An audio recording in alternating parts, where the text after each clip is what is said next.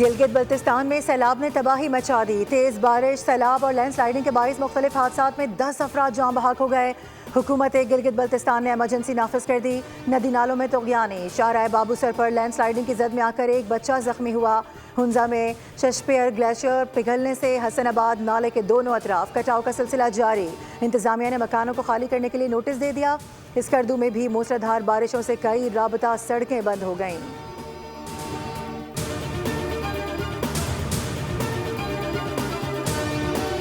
باجوڑ میں طوفانی بارش، سیلاب اور لینڈ سلائیڈنگ سے 9 افراد جاں بحق، متعدد گھر تباہ۔ مظفر آباد کی تحصیل نصیر آباد میں کلاؤڈ برسٹ کے باعث سچا نالے میں طغیانی آ گئی، جس کی زد میں آ کر ایک ہی خاندان کے 6 افراد جاں بحق ہو گئے۔ پلندری میں ایک خاتون جاں بحق اور ایک زخمی ہوئی۔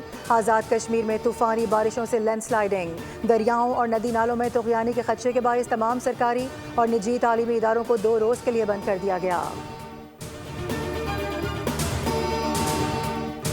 جشن آزادی، مارکہ حق کی عظیم فتح کے نام، ہیروز کو قوم کا سلام۔ ایوان صدر میں اعلیٰ اعزازات دینے کی تقریب، فیلڈ مارشل سید عاصم منیر کو ہلال جرت سے نوازا گیا۔ Chairman joint chiefs of staff committee general Sahir Shamshad کو نشان امتیاز اور air chief marshal Zaheer Ahmed Babar Sidhu کو ہلال جرت عطا کیا گیا۔ ایئر چیف مارشل نے فضائی جنگ میں دشمن کی برتری کو خاک کیا تھا۔ Chief of naval staff admiral Naveed Ashraf کو نشان امتیاز دیا گیا۔ پاک فضائیہ کے پائلٹس اور شہداء کو بھی اعزازات سے نوازا گیا۔ سفارتی وفد کے اراکین کو ہلال امتیاز دیا گیا۔ بلاول بھٹو زرداری، وزیر قانون اعظم نذیر تارڑ، وزیر دفاع خواجہ آصف اور رانا ثناء اللہ کو نشان امتیاز ملا۔ محسن نقوی، احسن اقبال، شہری رحمان، فیصل سبزواری، مصدق ملک ہنا ربانی گھر، طارق فاطمی، خرم دستگیر کو بھی اعلیٰ سول ایوارڈز دے دیے گئے۔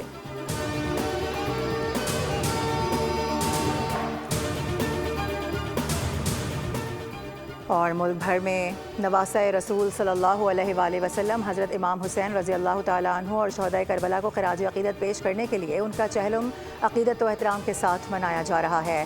مجالس کا اہتمام، علم اور ذوالجناح کے جلوس برآمد، نوحہ خوانی اور ماتم برپا کر کے شہداء کو خراج عقیدت پیش کیا جائے گا۔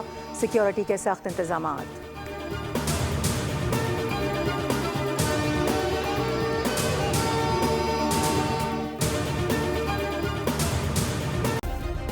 سبسکرائب کریں اور بیل دبائیں تاکہ کوئی خبر رہ نہ جائے۔